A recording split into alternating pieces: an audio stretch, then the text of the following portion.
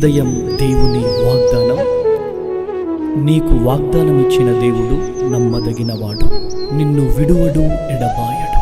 Praise the lord అండి. Good morning. అందరు బాగున్నారు కదా? ప్రభువైన యేసుక్రీస్తు నామంలో ఈ ఉదయకాల సమయంలో అందరికీ ప్రత్యేకమైన శుభములు తెలియజేస్తూ ఉన్నాను. దేవుడు మిమ్మల్ని, మీ కుటుంబాలను దీవించి సకల సమృద్ధి చేత ఆశీర్వదించును గాక. చాలా అద్భుతంగా దేవుని మాటలు మనల్ని ఎంతగానో బలపరుస్తున్నాయి కదండి. చాలా విధాలుగా మనం బాధపడుతూ ఉన్నాం, దిగులు పడుతూ ఉన్నాం, చాలా ధైర్యపడుతూ ఉంటాం, ఎన్నో పరిస్థితులు చూస్తూ ఉన్నాం. కానీ ఆ పరిస్థితులన్నీ మనల్ని కృంగతీస్తూ ఉన్నా దేవుని మాటలు మనల్ని ప్రతిరోజు బలపరుస్తున్నాయి. మీ అందరి కొరకు ప్రార్థిస్తున్నాం. మా అందరి కొరకు మీరు ప్రార్థన చేస్తున్నారు కదా. మినిస్ట్రీ కొరకు, మినిస్ట్రీలో ఇంకను కూడా దేవుడు అద్భుతాలు చేయాలని మీ ప్రార్థనే మమ్మల్ని ఇంతగా నడిపిస్తుంది అండి. మరి మీ అందరికీ ఒక చిన్న మనవి అండి.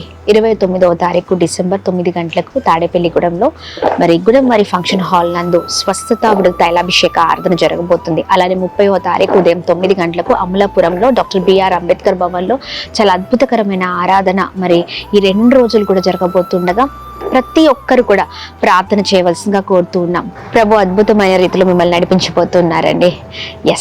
ఇంకెందుకు ఆలస్యం? ఈ ఉదయం ప్రత్యేకంగా పరిశుద్ధ ఆత్మదేవుడు మనందరితో మాట్లాడుతున్న తన ప్రత్యేకింపబడే మాటలు అందరం కలిసి ధ్యానిద్దామా? ద్వితీయోపదేశ కాండం 28వ అధ్యాయం 11వ వచనం. నీకు సమృద్ధిగా మేలు కలగ చేయును. Praise the lord. అద్భుతకరమైన మాటలు కదండి.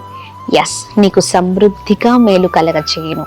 నీకు, నీ కుటుంబానికి సమృద్ధికరమైన మేళ్లతో ప్రభు నిన్ను, నీ కుటుంబాన్ని నింపనై ఉన్నారు. Praise the lord. ఎంతమందికి సంతోషంగా ఉందండి మాటలు? సమృద్ధికరమైన మేలు ఎక్కడ మనం చూడగలుగుతామంటే దేవుని దగ్గరే. అది ఎవరికి అంటే దేవుని యందు భయము, భక్తి కలిగిన వారికి. Praise the lord. ఈ ఉదయకాల సమయంలో చూడండి ఎంత చక్కని సమృద్ధికరమైన మేళ్ళు అబ్రహాము గారు తన జీవితంలో చూశారు. అవునా కాదా? సమృద్ధికరమైన మేళ్ళండి.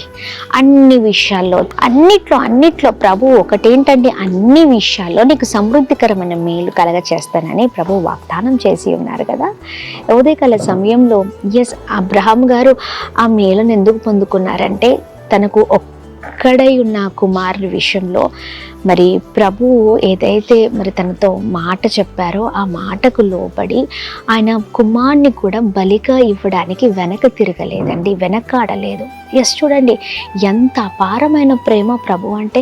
అవునా కదా? దేవుడు అంటే చాలా అద్భుతమైన ప్రేమను మనం అక్కడ చూసి ఉన్నాం. దేవుడు అంటే భయము, భక్తిని మనం చూసి ఉన్నాం. అందుకనే అబ్రహాం గారిని దేవుడు అద్భుతమైన రీతిలో ఆశీర్వదించారు. మన జీవితంలో కూడా దేవునికి లోబడితే, దేవుని మాటలు విన్నప్పుడు, దేవుని యందు భయము, భక్తి గల వారమై మనం ఉన్నప్పుడు దేవుడు పిలిచారా ఆ పిలుపుకు లోబడే జీవితాలుగా మన జీవితాలు ఉండాలి. అప్పుడు మనము సమృద్ధికరమైన ఆశీర్వాదాలు మనం చూడగలుగుతాం. ఈ ఉదయకాల సమయంలో సమృద్ధికరమైన ఆ మేళ్లతో ప్రభు నిన్ను, నీ కుటుంబాన్ని నింపనై ఉన్నారండి.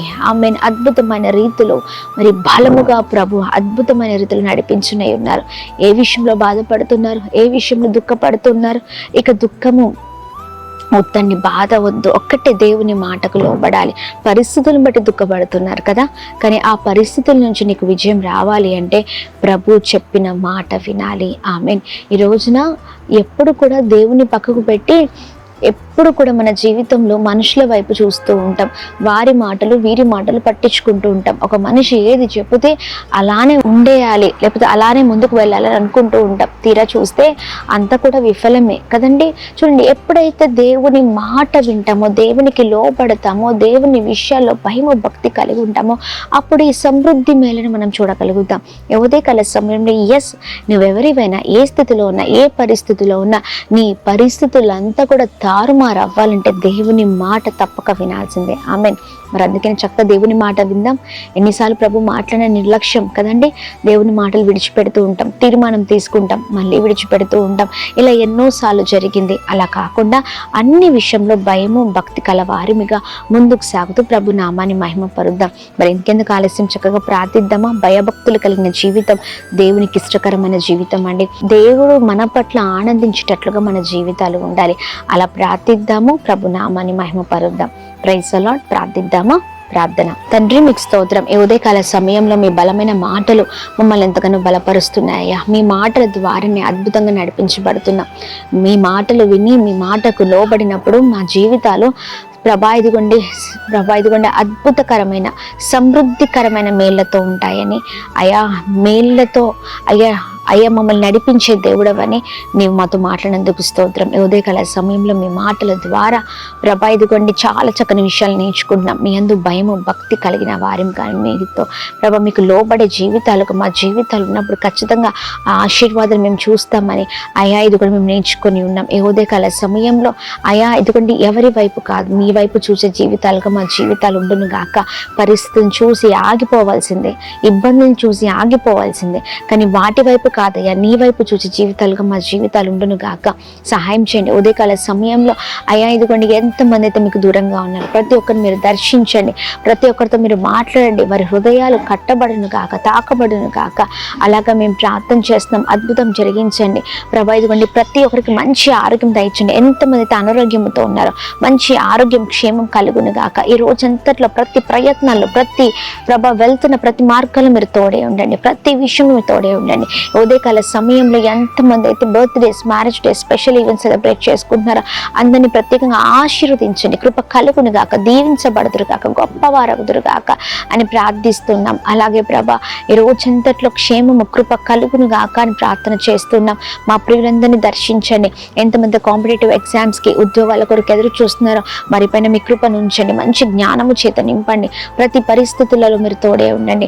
అలాగే ఈ ఉదయకాల సమయంలో ప్రతి ఒక్కరిని జ్ఞాపకం చేసుకుని విధవరాలను, అనాథులను, కష్టంలో నష్టంలో బాధలతో ఉన్న వారందరికీ నీ కృపను మెండుగా కుమ్మరించండి. కృప కలుగును గాక. అందరినీ బ్లెస్ చేయమని ఈ రోజంతట్లో మీరు తోడే ఉండమని యేసు నామమున అడుగుతున్నాం తండ్రి. ఆమేన్, ఆమేన్, ఆమేన్.